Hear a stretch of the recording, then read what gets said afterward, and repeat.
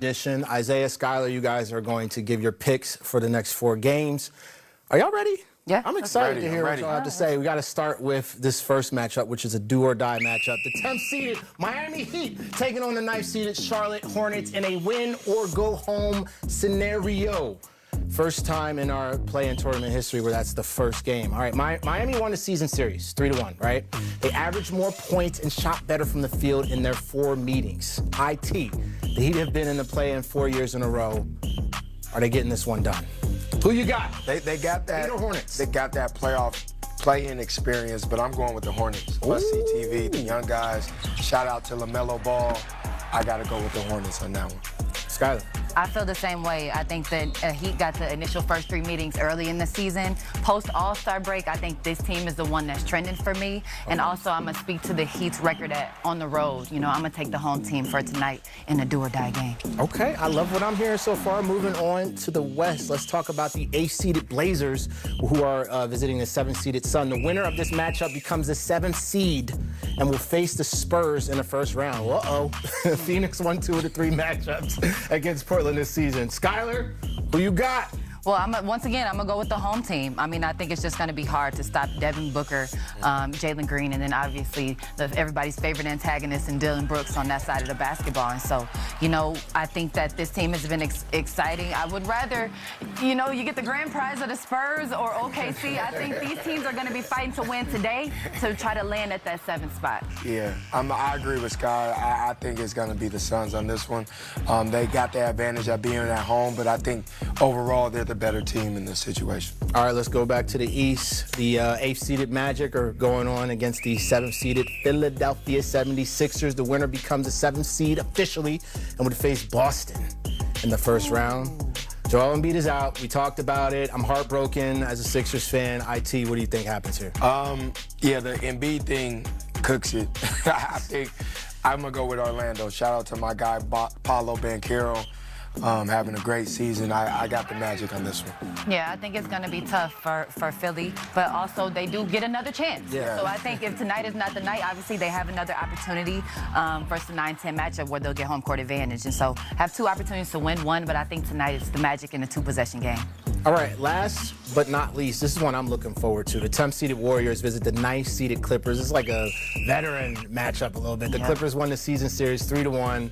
Both teams averaged the same amount of points, though, in their head-to-head, so it's a pretty even matchup. I think this one might be the most exciting to watch, in my personal opinion, outside of my Sixers. Skylar, who moves on? Who you got? You know, I said it earlier. I'm going to stand on that. You know, in an elimination game, you know, it's hard when they have that man, number 30, on that side of the basketball. I'm not going to go against his squad, but obviously Kawhi playing like an MVP candidate as well when he's available and in. But as long as they got Steph, you know, in an elimination game, historically, you can count on them, IT. Yeah, I'm agreeing with that. We see the same thing out there, so I'm going to go with the Warriors with that. Obviously, the Clippers have been playing really well the second half of the season, and they got Kawhi Leonard, but you got 30 over there that can make some things happen. Yeah, let's be honest. Nobody wants to play the Warriors. Nah.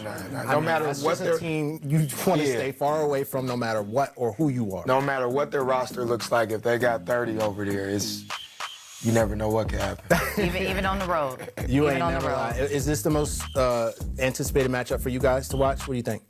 Which one are you most excited to watch out of these 4? For me, for sure, because it's, like I said, it's the elimination game. And so other teams could have potential to play another game if they lose in the 7-8 matchup, but I'm going to be watching this one closely. Yeah, I'm going to go with this one. The elimination game makes it feel like the NCAA tournament. Yeah. So y'all just going to agree the whole time? I mean, we're hopers. We southpaws, you know, this is my guy. Determine which teams will face the 1 and the 2 seeds in each conference. Of course, OKC and Detroit at the top there. With that, we welcome in our friends Larry Hartstein and Zach Simony. Fellas, let's start with the Heat and Hornets kicking things off on Tuesday. It is win or go home in Charlotte. And the winner of the regular season series between the two is Miami. 3 wins for them in the 4 matchups. But Larry, that last game, the win for the Hornets, the 30-point blowout, I know you're looking at a prop for Tyler Hero. He's been in and out of this lineup with the injury management for his foot. Crucial, though, for him to be on the floor tonight. Yeah, but I think the Hornets are going to have the advantage and win this game. It's going to be an electric atmosphere in Charlotte for their first postseason action at home in 10 years. And they've just been such a better team down the stretch. Number 5 in net rating over their last 20 games compared to Miami Heat, middle of the pack. But I'm going to attack the prop market with Tyler Hero. They need a great game from him, a monster game from him. And he had one in Charlotte last month, 33 points. And he had another good game in Charlotte last month, too, with 20 points, where he shot lights out from downtown, 9 of 12 from beyond the arc, 16 of 31 overall, got to the foul line 12 times. And they've been managing his foot injury. Didn't play Friday, only played about 20 minutes in the regular season finale, so he is ready for 35 to 40 minutes. And to keep up with the Hornets, this is going to be a fast-paced, exciting game. They're going to need a lot of scoring from Tyler Hero. I got this over 21.5. If you follow me on Sportsline, I will still play it at the current number, over 22.5. Like that look, and I'm going to attack the side here with the Charlotte Hornets minus the 5.5. I just look at this Miami Heat team continuing to live in the play-in, 4 straight years of doing so. They've had success in this. 4 years ago, they got to the NBA Finals with the upset of Milwaukee Bucks as a 1 seed in the first round. Last year, they were the 10 seed. They went on the road and beat both Atlanta and Chicago. But I just don't think you can continue to thrive putting yourselves in that situation. I think they've met their match with this Charlotte Hornets team that's been one of the best since February, and we know the Miami Heat won the first 3 matchups, but I think Charlotte found something in the last matchup on March 17th, winning that game by 30 points. Larry touched on it. This is a young team. I think they're ready for their first postseason action in 10 years. I'll lay the 5.5 with Charlotte.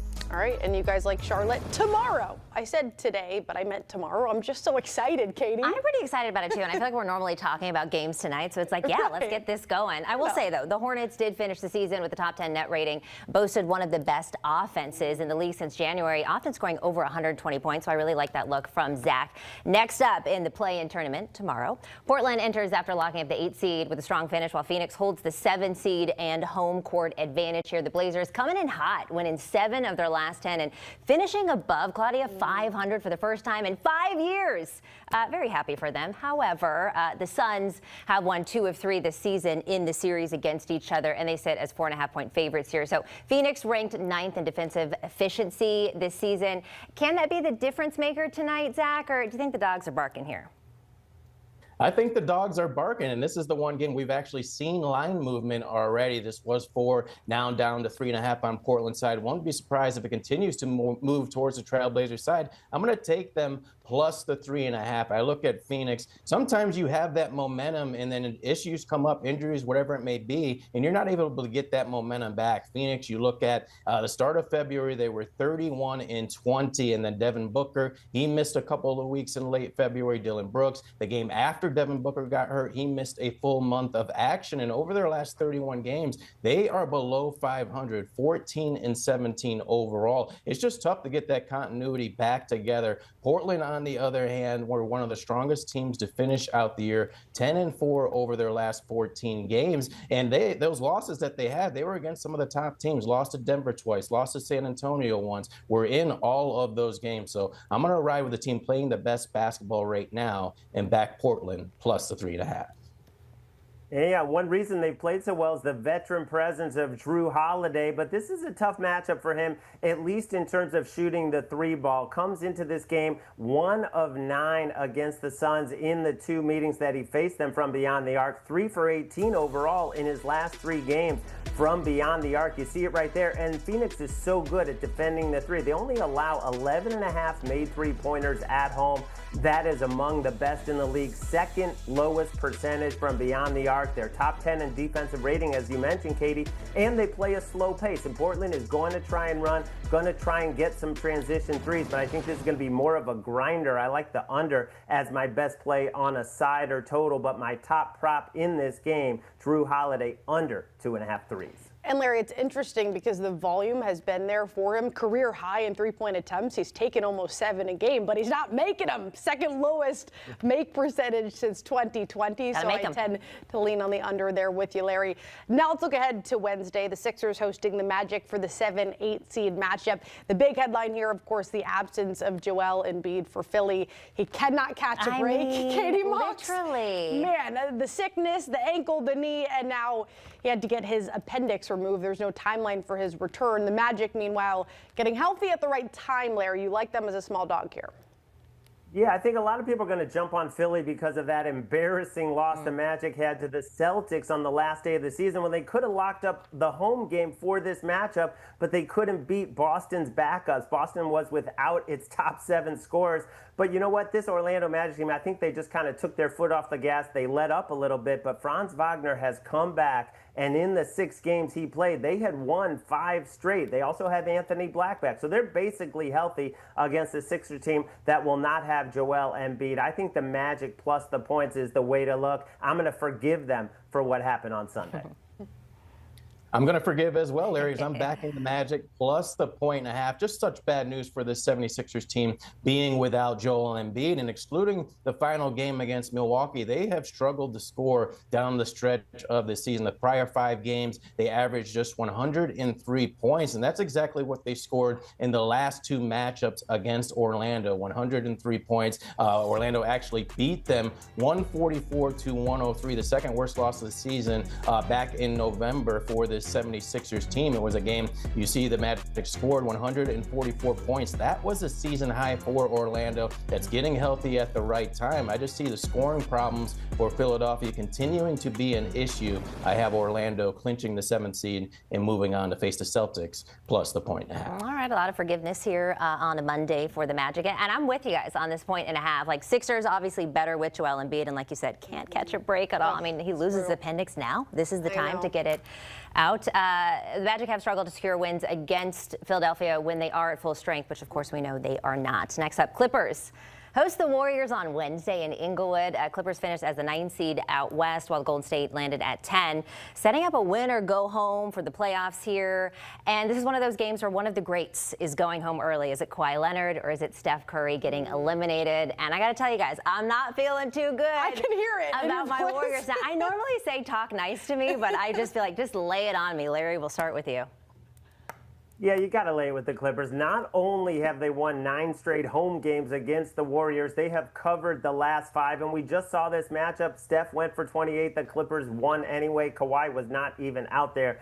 It's basically too much to ask Steph Curry to carry this team to a win or even a cover against the Clippers. You know, the Clippers are the first team in NBA history to go 15 games under 500 and then finish over 500. Yes, they don't have Harden. Yes, they don't have Zubats, but Darius Garland, along with Kawhi Leonard, those two, when they're on the floor, that's been one of the most effective lineups in the NBA offensively. They really complement each other well. So I'm going to play the Clippers, and I'm going to lay the points.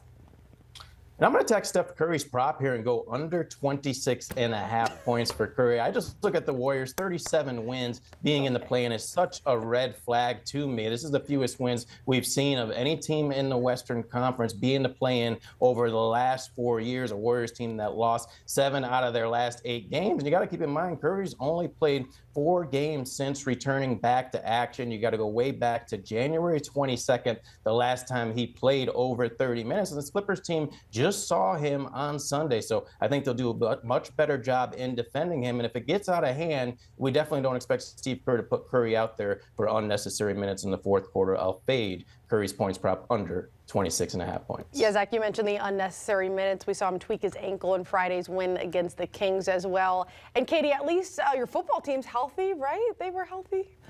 So, okay, we'll move on. We'll move on here. You know, they're healthy now, maybe coming into next season, but we'll see how they do there. Yeah, this is what it is. I asked you guys to lay it on me, and boy, did you ever. Larry Hartstein, Zach Semeny, appreciate you. Let's take one more look at what the fellas like for the play-in tournament here. When it comes to Larry Hartstein, he's taking the over for Hero. He likes him to be a hero at 22.5 points. He likes Drew Holiday under 2.5 made threes. He's going to grab the 1.5 with the Magic. He's going to lay it with the Clippers over my Warriors. That is a theme here. Zach laying the 5.5 with the Hornets and the 5.5 with the Trail Blazers as well. Magic grabbing that 1.5, and he is fading Steph Curry at your own risk, I will say, under 26.